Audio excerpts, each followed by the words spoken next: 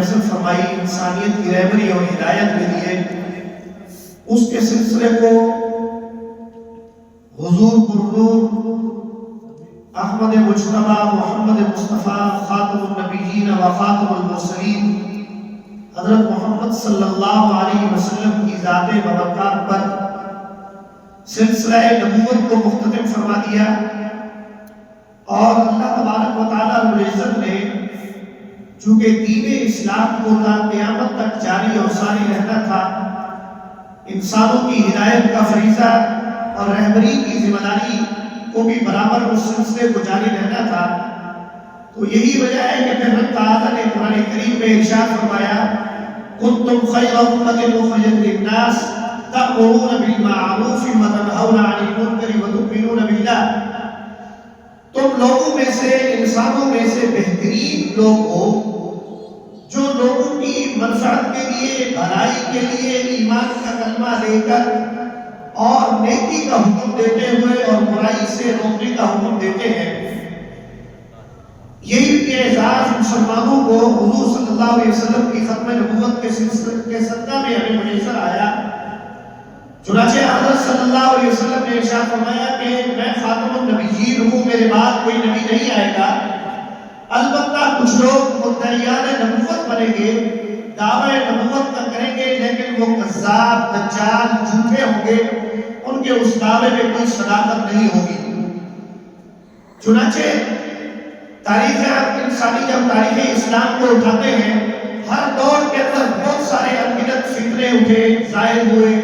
انہوں نے اسلام کے اندر نقب لگانے کی کوشش کی ہے کہ کسی طریقے سے اسلام کی جو تعلیمات ہیں، اسلام جو دین اور مذہب ہے، اس کے راستے میں کوئی خلل واقع ہو سکے، لیکن اللہ تعالیٰ کی اپنی مرضی، منشا اور حکمت ہے کہ اہل نبی صلی اللہ علیہ وسلم نے اسود عنسی نے دعوی نبوت کیا تو حضور نبی رحمت صلی اللہ علیہ وسلم نے خود اس کو قتل کروا دیا۔ پھر اس کے بعد آپ صلی اللہ علیہ وسلم کی حیات طیبہ کے ہی کے اندر مسلمہ کذاب نے آپ صلی اللہ علیہ وسلم کے ساتھ مذاکرات کرنے کی کوشش کی، خط اور پیغام بھیجا کہ تقسیم کار نہ کی جائے،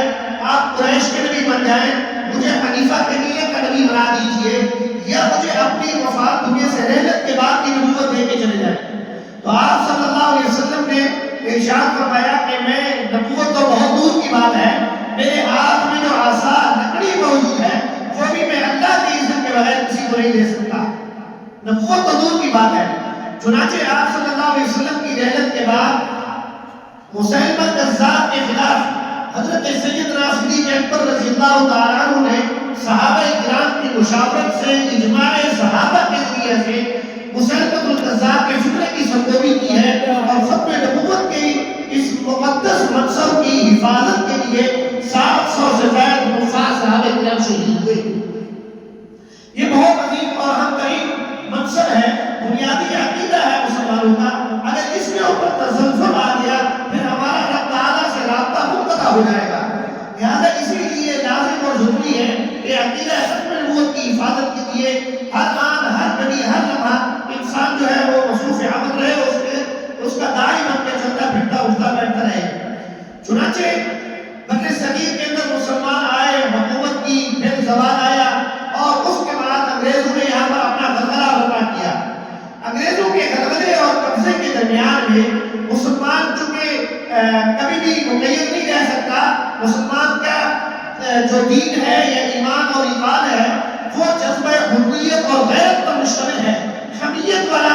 مسلمان ہوتا ہے، وہ کبھی بھی غلامی کو قبول نہیں کرتا، کبھی بھی ناجائز بات کو قبول نہیں کر سکتا، چونکہ ہمارے نزدیک صرف اور صرف بات وہی قابل قبول ہے جس پہ پورے تصدیق اللہ اور اللہ کے محبوب پیغمبر کی لگی ہوئی ہو، اور صحابہ کرام کا اسوہ اور طریقہ اس کے اندر جو ہے عمل بھی شامل حال ہو۔ چنانچہ انگریز نے یہاں آنے کے بعد جو انہوں نے خدشات برپا کی، سازشیں کی مسلمانوں کو کمزور کرنے کی، تو اس زمانے کے اندر جو ہے انگریزوں کے سامنے ایک بڑی جو مشکل تھی وہ 1857 کی جنگ آزادی تھی، جس کی قیادت اور سرکردگی مسلمانوں کے بہت بڑے بڑے علماء کرام جو ہے وہ فرما رہے تھے۔ حضرت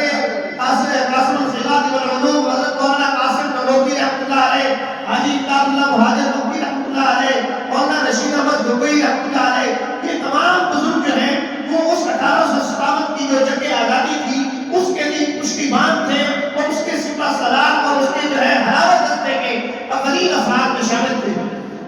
سوء اتفاق، اپنوں کی کچھ دھوکہ دہی، غداری اور پھر جو پہلے ہندوستان تھے ان کی بے وفائی کے نتیجہ میں مسلمانوں کو وقتی طور کے اوپر ہزیمت کا سامنا کرنا پڑ گیا، لیکن مسلمانوں کے قلوب اور اذہان سے جذبہ جہاد محر نہیں ہوا۔